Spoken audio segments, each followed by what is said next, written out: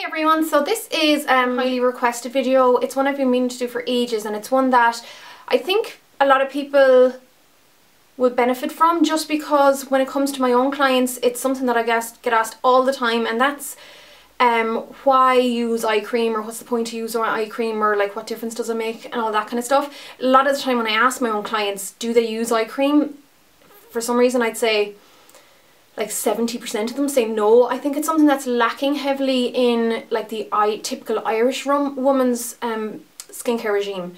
I know in places like in France and in Eastern Asia they're highly into their like different steps and stuff like that, and we are catching on here. There's a lot of us obviously who would use these things, but I just want to kind of maybe demystify it a little bit for you and break it down and explain, you know, why we might need the eye creams and stuff like that for around the eye area, and like the difference in the skin in that area and stuff like that. So I'll just start off with some of the basics. The skin around the eye area, so I'm more talking about just this immediate part here. You can feel, say, where your cheekbones start, and then you can feel the orbital bone there and where the hollow is, and it's really the skin that comes down to meet that bone.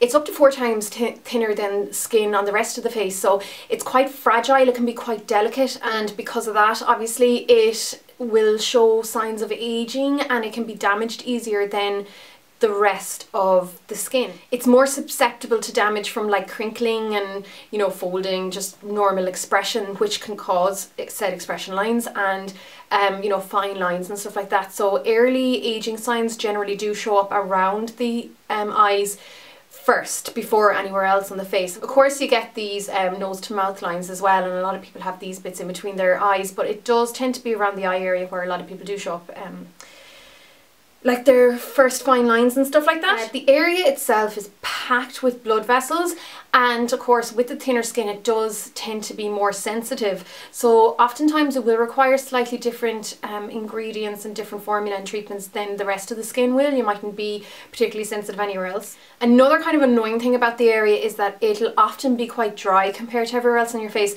Personally, I know for myself I can get very dry under the eye area. Now I do get quite dehydrated everywhere else, and I can have the odd dry patch, but coming from someone who used to be quite oily when I was a bit younger, I always was a little bit dry around there, but it's definitely drying up as I get older, and if I'm dehydrated it can look really dry and make me look a lot older than I am.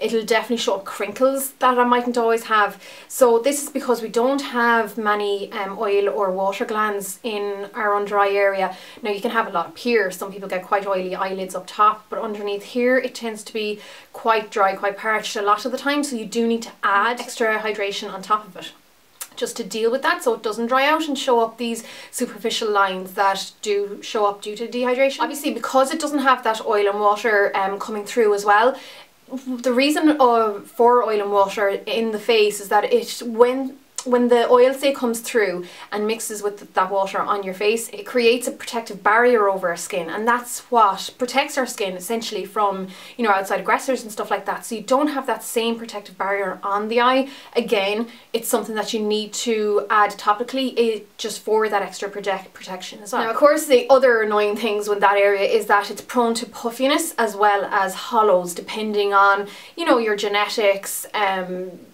whether you get enough sleep and stuff like that.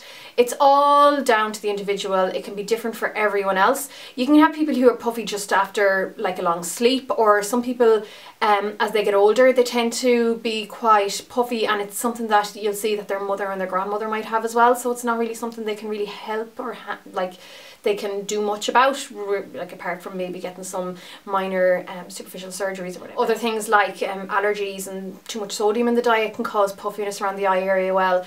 And then on the flip side, someone like, say for instance myself, I have very deep set eyes. I tend to get quite sunken eyes if I'm feeling a little bit off or very tired or dehydrated.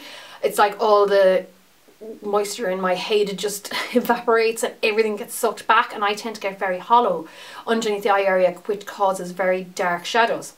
So there's all these things to consider, and these little annoying things that you kind of need to deal with and treat so that they don't look so bad, because it can kind of take over the whole face and make you look quite tired just in that little area, because of course the eyes is what everyone looks at. Now obviously the biggest offenders when it comes to wrinkles, and this is what we're kind of fighting against, would be smoking would be the number one thing. I mean, that just totally wrecks your skin.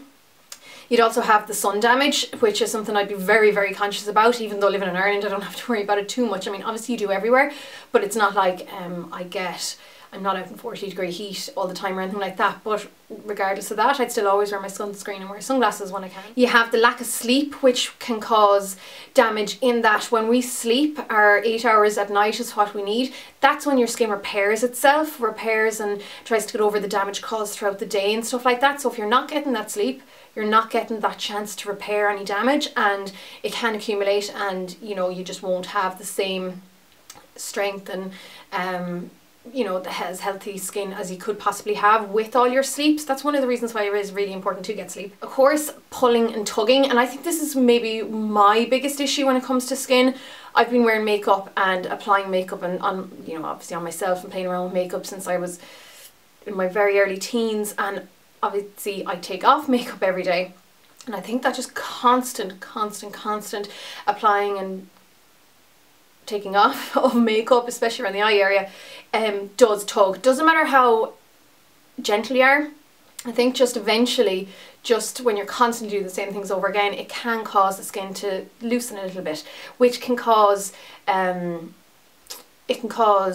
loose skin, I suppose, and it can cause it to kind of get a little bit crinkly, I think is the word I'm looking for. It's just where it gets loose. It doesn't seem to be the same elasticity in it as you would have once had. And then of course, the last thing really is, as we age, we get a loss of volume naturally and loss of the little fat that was there as we grow older. So what can happen is any little bit of fat that's there, it gets broken down through damage and whatever, and then it can kind of migrate down and accumulate as little fat pockets, and that's often what causes puffy eyes, and kind of what can cause those hollows as well in the meantime. So I think before going on about the eye cream, there's one thing to remember, and that it's you cannot permanently alter your genetic, say, dispositions when it comes to eye. So if you can see that your mother had the and I'm talking about true eye cream now, but if your mother had the puffy eyes and her mother have the puffy eyes, and then you start getting them as you grow older, that's just something that'll happen. I mean, you can get your tightening and depuffing creams, but it'll just be a temporary solution. You probably need to go down slightly more kind of surgery route, or